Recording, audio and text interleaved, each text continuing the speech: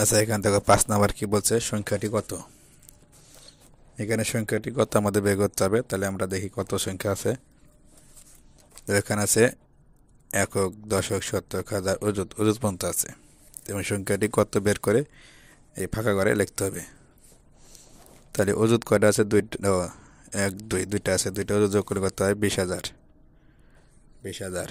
এবার দেখো হাজারে করে কত আছে, 1 2 3, তিনটে হাজার যোগ করলে কত হয়, 3,000। এবার দেখো শতক কয়টা আছে, 1 2 3 4 5, পাঁচটি শতক যোগ করলে কত হয়, 500। এবার দেখো দশক কয়টা আছে, 1 2 3 4 5, পাঁচটি 10 যোগ করলে কত হয়, 50। একক কয়টা আছে, 1 2 3 4 4। তাহলে আমরা সংখ্যাগুলো যোগ করে দেখি। 4 0 0 যোগ করলে কত, 4 হবে। এখানে 5 0 0 যোগ করলে কত, 5 5 হবে। এখানে 5 যোগ করলে 5 হবে।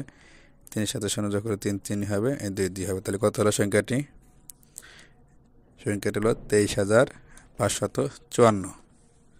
আমরা এই ফাঁকা করে লিখব 23,554।